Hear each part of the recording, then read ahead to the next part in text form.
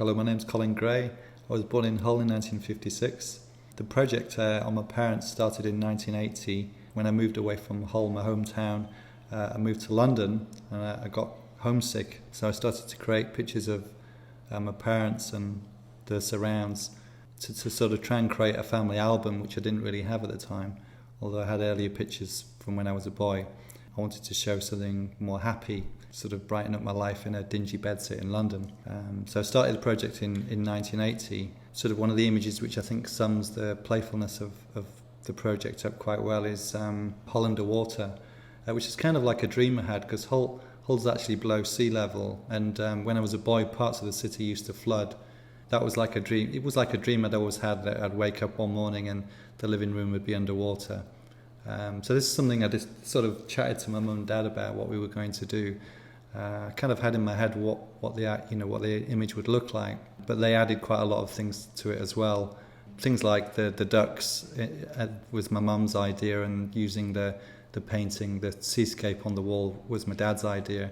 And I think it's not so much specifics like that, but just their general playfulness and sort of a good time we had together when we were creating these images, these earlier images. And it was just good fun to do. So it was like a collaboration. Although I was directing the lighting and the camera angles and everything, they became the actors on the stage. And Hull Underwater was probably quite a good example of that. Yeah, Heaven and Hull was made in 1990, and it was really like about, well, heaven and hell really, sort of thing, and trying to divide the picture up into two. And initially I had like a wall and the two either side, so my mum was on one side with all the good things, and my dad was supposedly on the other side with the bad things, like with his beer and his fags and things. But it sort of seemed a bit sort of harsh, and then I sort of got them together, and we went to the fancy dress shop first of all. So it kind of like took a day or so to create the whole picture. We went to the fancy dress outfitters and got them trying on different things, which was quite kind of a good giggle, and put them in the mood.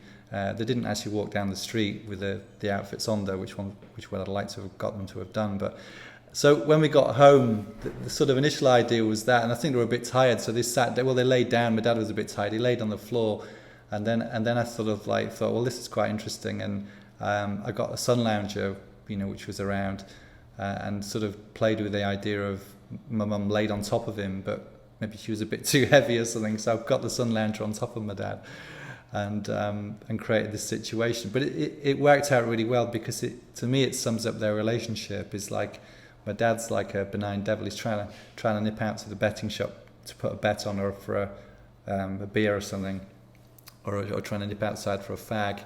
And my mum sort of keeps him in place. She's like the good fairy in the situation, keeping him in place. But you can see that she's telling him what to do and what's what.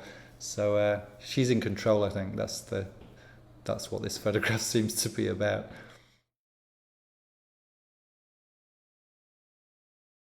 Yeah, having started the project in 1980, it became quite multifaceted about different things. Some of the pictures were about dreams.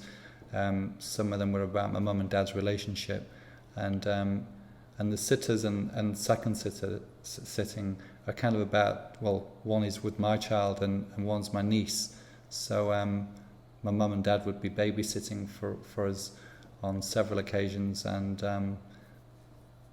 the sitters is about my niece being looked after as a baby. My niece is now, I don't know, she's about 27 years old, so it's quite strange seeing her as a baby in this picture.